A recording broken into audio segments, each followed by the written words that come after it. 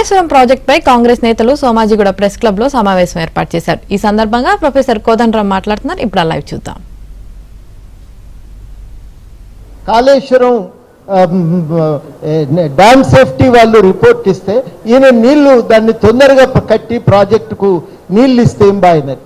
రేపు కట్టినాక కూలితేనేమో సరిగ్గా కట్టలేదంటారు, కట్టకపోతే ఎందుకు కట్టలేదని అంటారు. రెండు రకాలుగా కూడా ఇది ఒక మూర్ఖపు ఆలోచన ఇవాళ ప్రభుత్వం చేస్తున్నటువంటిది.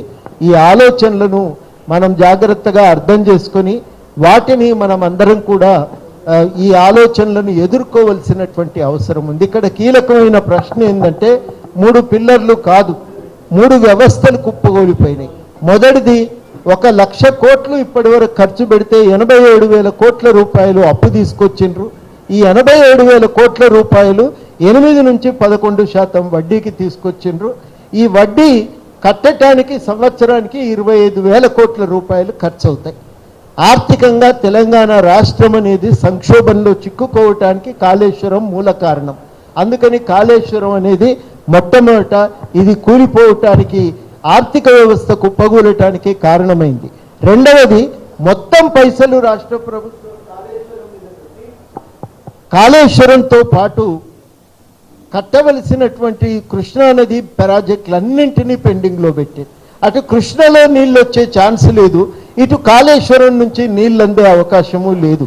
కాళేశ్వరం నుంచి 4 ఏళ్ల కాలంలో 97,000 ఎకరాలకు మాత్రమే నీళ్ళు అందినాయి. ఇంకా అంతకు మించి 1 ఎకరానికి కూడా వాళ్ళు నీళ్ళు ఇయ్యలేకపోయినరు. అందుకని రాష్ట్ర సాగునీటి వ్యవస్థను ఇది సంపూర్ణంగా కుప్పగూల్చింది. ఇది రెండవ సంక్షోభం.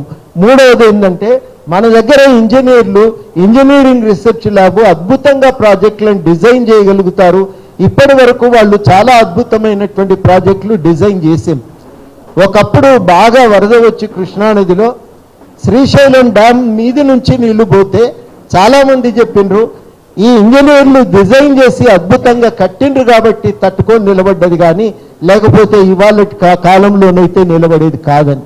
ఇవాళ వాస్తవానికి ఆ ఇంజనీర్లకు ఉండే స్వేచ్ఛను అణిచివేసి ఇష్టానుసారంగా ప్రభుత్వమే నిర్ణయాలు తీసుకోవటం ఇంజనీరింగ్ వ్యవస్థ కుప్పగూలిపోవటానికి కారణమైంది. కాబట్టి 3 రకాలుగా అది సమస్య. మల్లన్న సాగర్ కట్టిండ్రు, అందులో 20 టీఎంసీలు నింపినా కానీ అది నిలిచే పరిస్థితి లేదు. నిండా 50 టీఎంసీలు కనుక నింపితే 5 లక్షల మందికి అది ప్రాణగండానికి అది దారితీస్తుంది. అందుకని ఇట్లాంటి 3 సంక్షోభాలకు మూల కారణాన్ని దాచిపెట్టి 3 పిల్లర్ల సమస్యగా చూపటాన్ని మనం అస్సలు ఆమోదించటానికి వీల్లేదు. దాన్ని గట్టిగా మనం తిప్పి కొట్టాల్సినటువంటి అవసరం ఉంది. ఈ మొత్తంగా ఉన్నటువంటి నేపథ్యంలో ఏం చేయాలి అనంటే మురళి గారు చెప్పినవి కలుపుకొని నేను ప్రధానంగా చెప్పేది ఏంటంటే మొట్టమొదట కాళేశ్వరం మీద ఒక సమగ్రంగా మీరు విచారణ చేయించండి. ఇలా గవర్నమెంటు డ్యామ్ సేఫ్టీ వాళ్ళని పిలిచింది, ఒక విచారణ జరుగుతున్నది, ఆ విచారణ చేయాలి. రెండవది అంతర్జాతీయ నిపుణుల సలహాలు కూడా తీసుకొని దానిపై సమగ్రంగా సర్వే చేయించండి.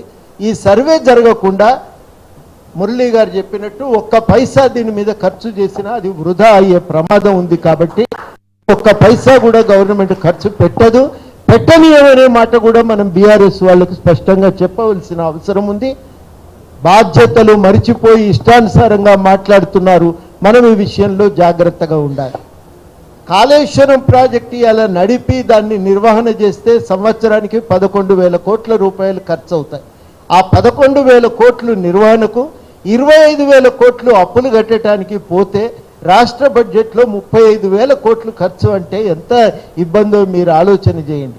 అందుకని సరి అయినటువంటి విచారణ లేకుండా దీనిపైన ఎట్టి పరిస్థితుల్లో గవర్నమెంట్ ఖర్చు చేయరాదు అనేది మనం అందరం కూడా ఒకటి గట్టిగా డిమాండ్ చేయాలి, ప్రజలకు కూడా చెప్పవలసిన అవసరం ఉంది. రెండవ విషయం ఏంటంటే మనం తెచ్చిన అప్పులు 8 నుంచి 11% వడ్డీకి, మామూలు వడ్డీ కాదు, 8 నుంచి 11% వడ్డీకి తీసుకొచ్చినాం. ఈ వడ్డీ పెను భారంగా మారనున్నది. ఇవాళ రాష్ట్ర ప్రభుత్వం పైసలు ఖర్చు పెట్టాలంటే ఇవాళ